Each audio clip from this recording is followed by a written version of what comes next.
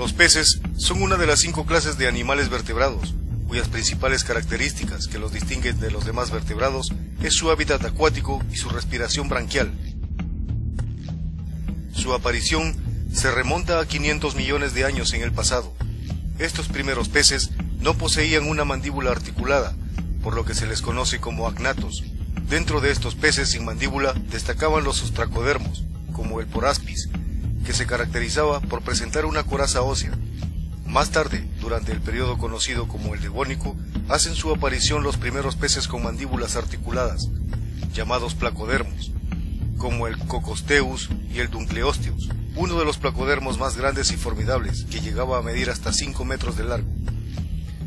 El desarrollo de mandíbulas permitió a los peces nutrirse de una gran variedad de alimentos, pudiendo incluso pasar de simples presas a cazadores.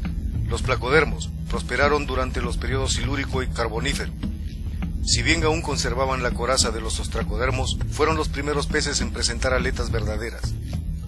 A mediados del periodo silúrico aparecieron los acantodios, como el Diplocanthus o el Cheroleipis o Carolepas.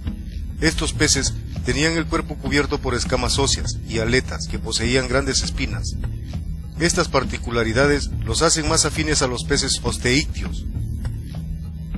Durante el periodo devónico hicieron su aparición los condrictios, como el Cladocelache y el Stetacanthus.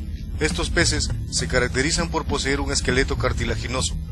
Los condrictios, por lo demás, sí son capaces de generar tejido óseo, como queda manifestado en los dentículos dérmicos que cubren la piel de estos peces y en los dientes. Actualmente, a los peces se los clasifica en 3 superclases: los peces agnatos, los peces condrictios y los peces osteícteos.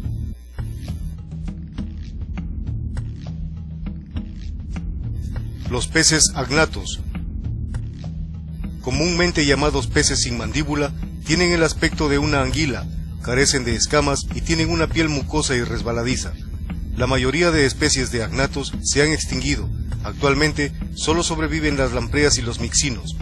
Son los últimos representantes de aquellos primitivos peces de la era paleozoica. Los agnatos actuales se alimentan de una forma muy particular que no se da en el resto de los vertebrados. Debido a la ausencia de mandíbulas en el caso de las lampreas, son hematófagos, es decir, se alimentan de sangre de otros peces, a quienes se les adhieren como si fueran parásitos.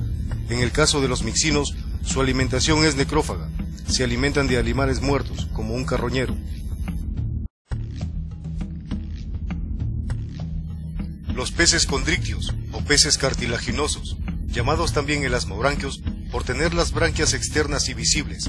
La principal característica de los condrictios es la presencia de un esqueleto formado por cartílago, mas no de hueso. A los peces condrictios pertenecen los tiburones, las quimeras y las rayas.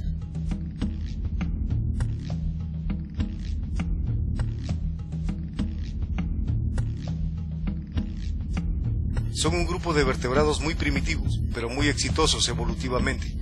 Los tiburones son animales muy antiguos, que no han cambiado mucho desde su origen. Tienen un agudo sentido del olfato. La vista es menos aguda.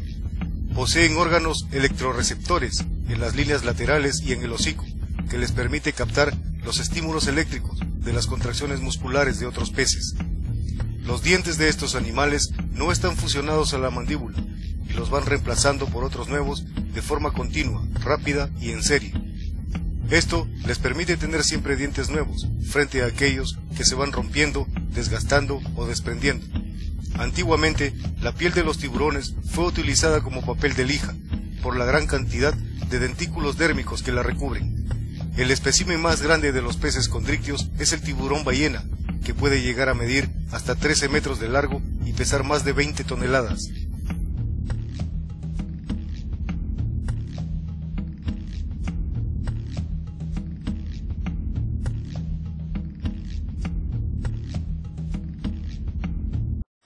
Los peces osteícteos, o peces con esqueleto óseo.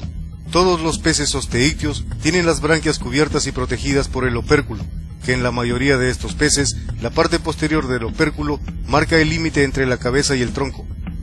Los peces óseos comprenden 2 clases, los sarcopterigios y los actinopterigios.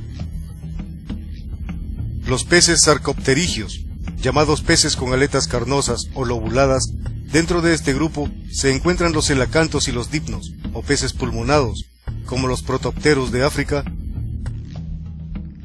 los Lepidosiren de Sudamérica y los Neoceratodus, propios de Australia. A los elacantos se los creía extintos desde el periodo Cretácico, hasta que en 1938 un ejemplar vivo fue capturado en la costa oriental de Sudáfrica.